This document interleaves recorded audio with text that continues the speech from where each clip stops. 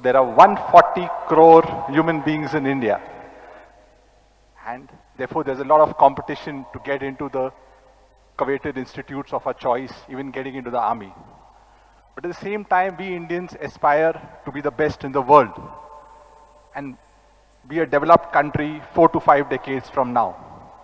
And one of the levers which can help us Indians achieve that goal is entrepreneurship. Now, I'm not talking about the entrepreneurship we see on the streets, which is the street vendors and the hawkers. That is survival entrepreneurship. The entrepreneurship I'm talking about, and I've coined a name for it, is ideapreneurship, which in common lingo is called startups. So what is a startup? A startup is a human institution designed to create new products and services under conditions of extreme uncertainty. So how many of you plan to work in startups or see yourself as startup founders sometime in the future? Okay, around 10% or maybe 15% of the audience. My compliments to you.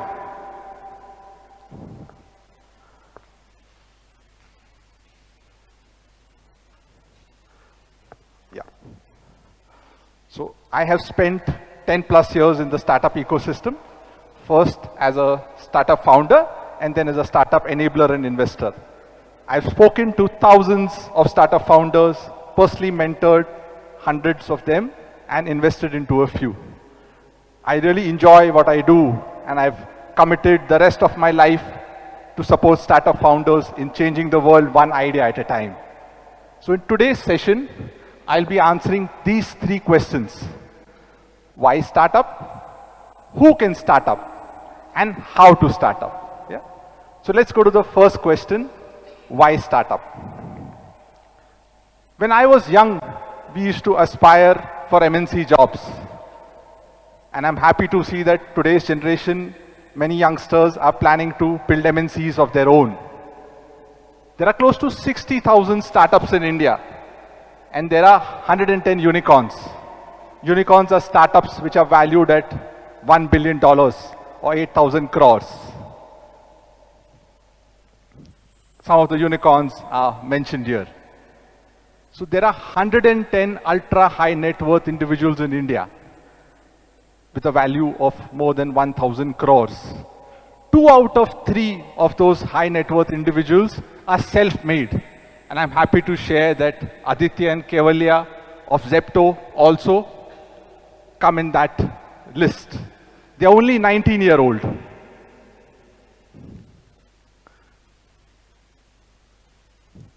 But the ecosystem is maturing. And I believe that we in India have as much opportunity to change the world as anywhere else.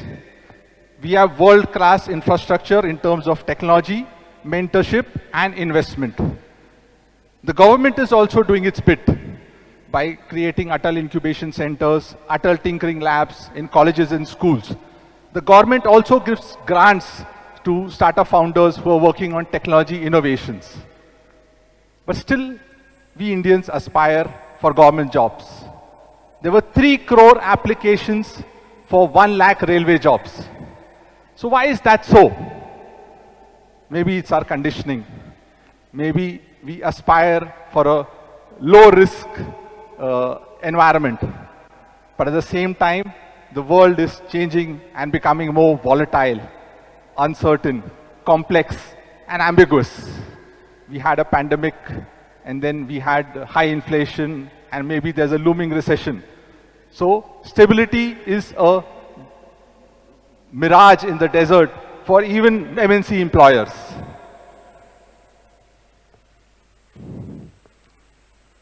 So let's go to the second problem. Who can start up? So many of us believe that we need a coveted degree or a marquee experience to create a startup. But the reality is, Mr. Ritesh Agarwal, the founder of Oyo, is a college dropout. So is the founder of Cred, Kunal Shah. The founder of Paytm, Vijay Shekhar Sharma, is a Hindi medium student. So the bottom line which I want to share with you all is, anybody can start up. and that means anybody.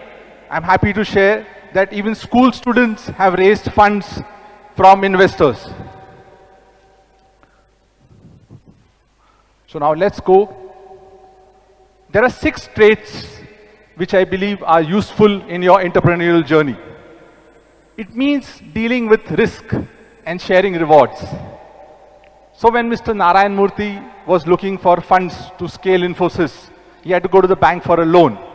And he mortgaged his wife, Sudha Murthy's jewelry to get the loan. But when the time came to distribute the equity, he was almost fair with all his founders, and all the founders had almost equal equity. The harvest comes in the long haul. So if you know the bamboo story, the Chinese bamboo story, the farmer planted the bamboo sapling along with other trees. And in the first year, the bamboo sapling was only half a feet tall, whereas the other trees had grown to a few meters. Same in the second year, the bamboo feet was only 1 feet tall. Like that, the third year and the fourth year. In fact, the other trees were towering over the bamboo, and the poor bamboo was hardly grown to a few feet. But in the fifth year, the bamboo shot up to 80 feet, towering over all the other trees in the farm. So that is about being in the startup ecosystem. The harvest comes in the long haul. You have to keep the big picture in mind, but work on the small. That's very critical when you are in the startup ecosystem.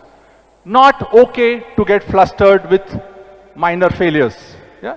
My wife sees some of these faces on me and she can recognize it in a jiffy. So not okay to get flustered and show these faces. You have to have an inherent strength in yourself and belief in yourself that you will achieve what you strived out to achieve.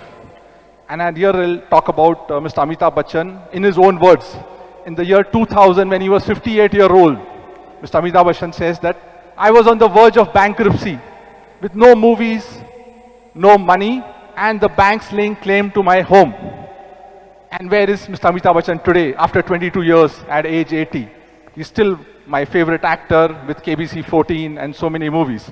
So, you never know what twists and turns life take you. You have to have that inherent faith in yourself and the universe that things will pan out as you want them to be. So let's go to the next question now. And the most critical question, how to start up. So most startup founders start with the idea. And I believe that's not the right place to start. You have to start with the problem. And again, I'll give you Zepto's story. So many of us were happy with the slotted deliveries we were getting from Big Basket, Amazon, and we used to get deliveries in 24 hours, at times the next day, and we had to have a minimum order quantity. But Zepto saw the millennials who are kind of used in instant gratification. They felt that what Big Basket, Amazon, and all these grocery deliveries are doing can be improved. And then they worked with technology. They applied artificial intelligence and they did a time motion study and brought delivery in 10 minutes to the millennials. And millennials is a high growth, high cash target audience. So today I'm happy to share that 30% of the deliveries are fast commerce, and this industry was built due to Zepto, 19-year-olds.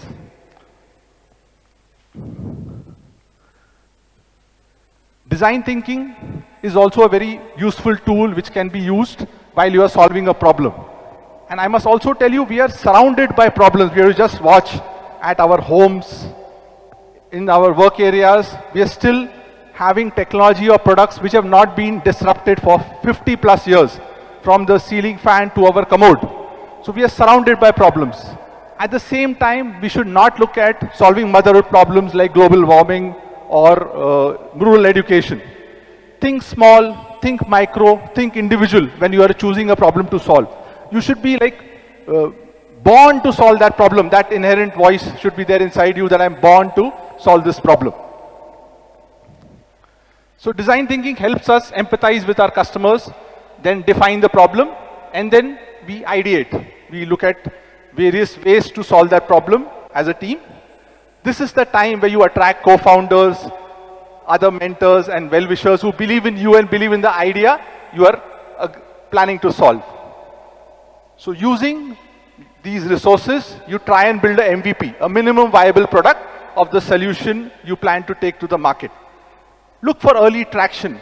Look for, say, minimum 1 lakh revenue from the product you've developed. And that is the time when you can go and look for investors. So be it angel investors, VCs, all these are growth capital providers. They support startups in the 1 to 100 journey. The 0 to 1 journey has to be done by the startup on their own with their own funds or friends and family funds. If you are not able to achieve that minimum revenue, pivot early. Build a new value proposition for the same TG and see if you can achieve the desired monthly revenues through that. If you wait too long, there might be burnout or you might run out of cash. So this is the curve which I have shared in that early stage. And the red box is where the failure rate is the highest. There are orange arrows which show the valley of death. So that's where the mortality rates of startups is the highest. And the success factors which make startups achieve are timing. The success factors were defined by Bill Gross, who's a prolific investor. They're timing, team, idea, and business model. So the first is timing. So we have 5G coming, and there will be a few startups who will have solutions which will capitalize on 5G, and they'll be the ones to gain in the long term. In fact, the idea is number 3. It's not number 1 or 2. So I'll share 3 startups which have wowed me in my mentorship and investment journey. The first is the startup called Iki Foods. Now we are all aware of the problem of water scarcity, soil erosion, and high pesticide content. So here is a startup which is growing fruits and vegetables in the air. Doesn't it sound exciting? They are growing fruits and vegetables in the air using these revolutionary growing chambers. So they maintain the humidity and give all the nourishment required for growth through the air. And it's called aeroponics, and I'm happy to share that it's a world-class technology which they are working with. There's an IIT startup. The second startup which I want to talk about is Travel Buddy. Now we all know that social media is a tough domain to crack. Facebook has almost 70-80% market share, and because of that network effect, more people come to the same social media where the others are. So that's how this is a startup which is creating a social network of travelers. So you can find co-travelers, you can find travel experts, you can find travel providers on this app. There are almost 1.5 million people in more than one country who downloaded this app, and they're using to interact with other travelers. The third startup I want to share is Living Things. Now we know that air conditioners are energy guzzlers, and which leads to global warming. So here is a startup which says that they can save up to 35% electricity by using artificial intelligence and IoT to control the temperature and humidity of your air conditioner. Again, a revolutionary technology. Best in the world, made in India. So these are the startups which inspire me, and I enjoy working with them in their success journey. Now, one more point in that how to start up is about when you raise funds, people believe that they have arrived. But those are actually milestones. Raising a few $1 million does not mean that you've become a successful startup.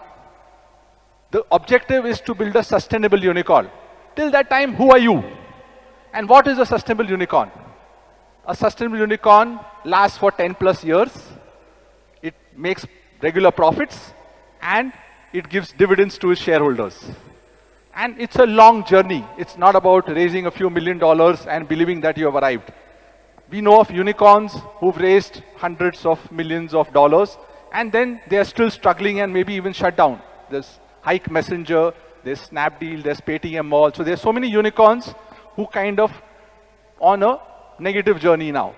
So it's very important as a startup founder not to confuse the milestones with the destination.